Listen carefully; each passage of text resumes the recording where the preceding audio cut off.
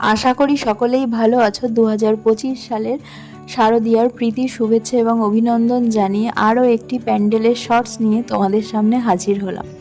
তোমরা আমাকে জানাতে বলো না যে তোমাদের কেমন লাগছে। আমরা সবাই স্পোর্টিং ক্লাবের পর বিদ্যুৎ বাহিনীর কেদারনাথ মন্দিরের যে নির্মাণ হয়েছে সেটি তোমাদেরকে দেখানোর চেষ্টা করছি।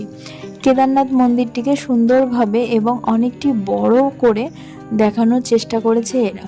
ভেতরের কাজও ছিল সূক্ষ্ম এবং পুরোটাই এভাবে ঘুরে দেখার একটা ব্যবস্থা এরা রেখেছে। এরপর ইউরেকা ক্লাব একটি মাঠের মধ্যেই দুটি প্যান্ডেল ছিল, একটি ছোট এবং অন্যটি জগন্নাথ মন্দির নির্মাণ করেছে। তোমরা দেখেই বুঝতে পারছো পুরোটা শোলার কাজ, কিন্তু বিশ্বাস করো খুব সূক্ষ্ম এবং খুব সুন্দর। যখন সন্ধ্যের আলো পড়বে তো তখন এটিকে দেখতে আরও সুন্দর লাগবে। তোমরা সকলে এসো, শান্তিপূর্ণভাবে দেখো, পুজোর মজা করো এবং সকলে সুস্থ এবং নিরাপদ থেকো এই কামনা করি।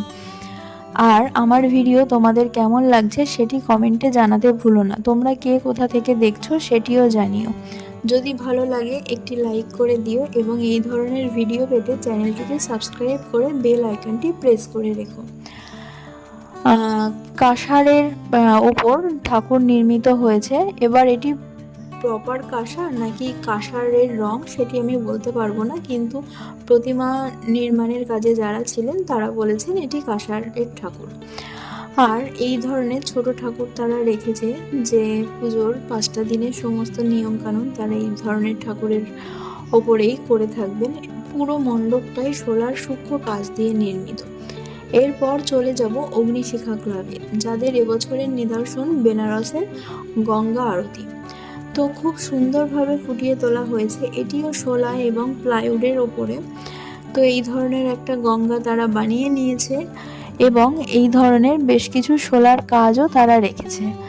যখন এখানে আলো পড়বে তো তখন আরও সুন্দর লাগবে এবং যখন পুজো শুরু হয়ে যাবে, যখন সমস্ত দর্শনার্থীরা দেখতে যাবে তখন গঙ্গা আরতিও হবে, আরও অসামান্য লাগবে। তো প্রতিমা নিয়ে আসা হয়ে গেছিল এবং এই প্রতিমার লুক সেটাও তোমাদেরকে আমি দেখিয়ে নিলাম এবং ভেতরের শোলার সূক্ষ্ম কাজগুলোও দেখিয়ে নিলাম। তোমরা আমাকে জানিও যে এই ধরনের ভিডিও তোমাদের কতটা উপকারে আসছে। তোমরা সকলে আসো, দেখো, কিন্তু আমি তার আগে তোমাদের একটু আভাস দিলাম।